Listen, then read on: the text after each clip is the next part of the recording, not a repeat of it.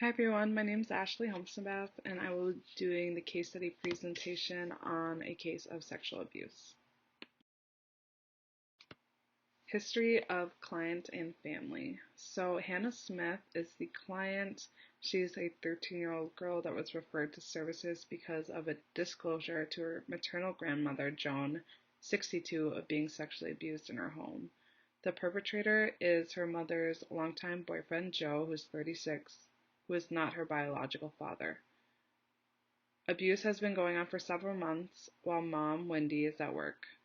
Mom Wendy stated that she did not know abuse was going on until the disclosure. So Wendy currently works full-time as a registered nurse at a hospital and Joe's unemployed, but he has had jobs before. Hannah currently lives with her mother Wendy, 35, who has full custody, and her mother's boyfriend Joe in Minnesota. Hannah still has frequent contact with her father, David, 39, but she does not live with him due to him moving out of state to Iowa. Wendy and David ended their marriage amicably and communicate occasionally still. Grandma has daily communication and frequent visits with Hannah and lives in the same town as Hannah, Wendy, and Joe, and the family has not received services before. Assessment. So when further inquiring about the sexual abuse, Hannah was very reluctant to share what had happened, but after a while she shared what had happened, but with limited details. There was a physical examination done for Hannah as well as a trauma and mental health screening.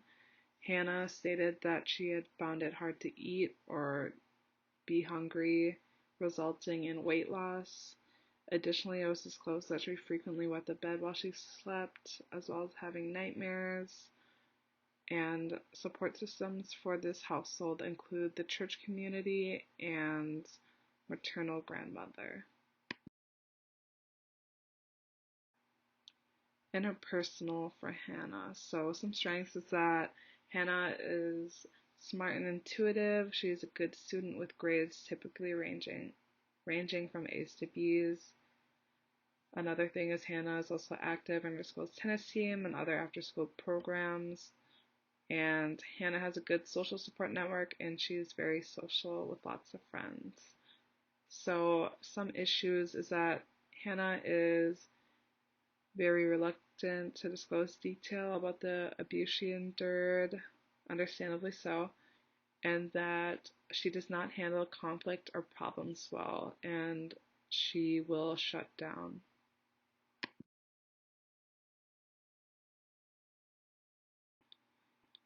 Interpersonal. Hannah's mother, Wendy. Hannah and Wendy's relationship is a bit strained due to her mother's consistent pressures for her to participate in their church. However, they still talk daily, and Hannah relies on her mother for her needs. She did not know about the abuse, but once she found out, she wanted to support her in any way that she could. And she is diagnosed with general anxiety disorder, or GAD. Hannah's father, David. So Hannah and David have a good relationship despite being in different states. Hannah spends about a month in the summer with her dad, and they communicate almost daily, either by phone or text. David was made aware of the abuse and reached out to Hannah and continued to support her, and no mental illnesses were disclosed. Hannah's maternal grandmother, Joan, so this is Wendy's mother. They have a strong relationship as Joan has lived in the same town as Hannah her whole life. Hannah will often sleep at her grandmother's house and they communicate almost daily. Joan has been essentially another mother figure for Hannah as she helped raise Hannah. Hannah disclosed the abuse to her grandmother and she reported it, and Hannah's grandmother, Joan, took an active role in supporting her. No mental illnesses disclosed. Health issues, though, and those include type 2 diabetes and high blood pressure. And Hannah's mother's boyfriend, Joe. So this is Wendy's boyfriend, whose name is Joe. So Hannah and Joe's relationship is not close. Hannah does not view Joe as a parent figure because she has a good relationship with her father. Although they do not fight or argue, they do not communicate much unless they have to.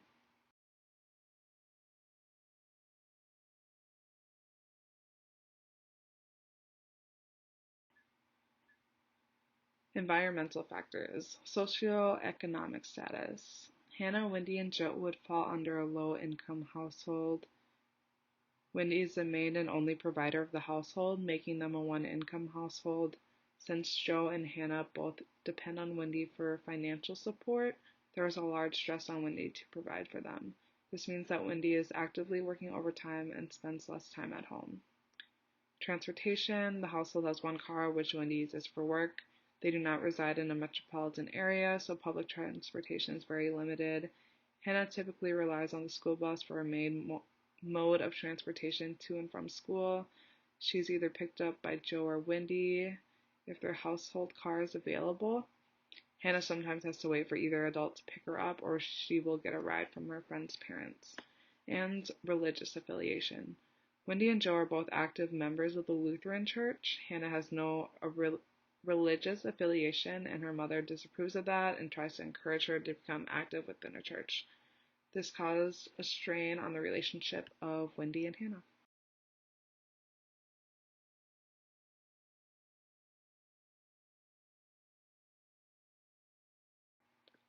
Short-term goal was to provide Hannah with a safe space and work through her trauma, so interventions put in place for this were kinship placement with her grandmother and trauma-focused therapy.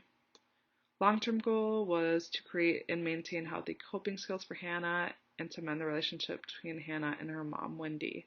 So interventions put in place for this were individual cognitive behavioral therapy and family therapy with Hannah and Wendy.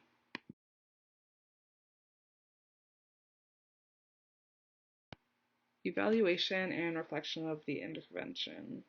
So the intervention is effective in reaching the desired goals. Hannah being removed from her home puts her safety at the forefront. The safety of Hannah is a top priority, so placing her in an environment where she is safe and supported was critical. I believe the intervention method placed was effective because Hannah's grandmother, Joan, is someone who is familiar to her, and she also resides in the same town as her.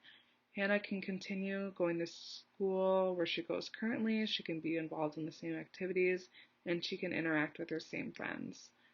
The intervention method of placing Hannah with her grandmother keeps her safe while limiting disruptions in an already difficult time.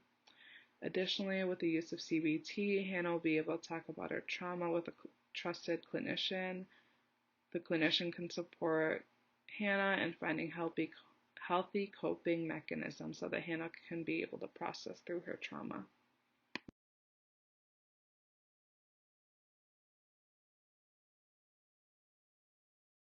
Reaction. So, like all child maltreatment cases, it's never easy to hear what a child or teen has to endure, but I found that this case had an effective prevention plan put in place. I believe that a kinship placement was the best case scenario, as allowed for Hannah to continue with her previous activities while putting her safety first.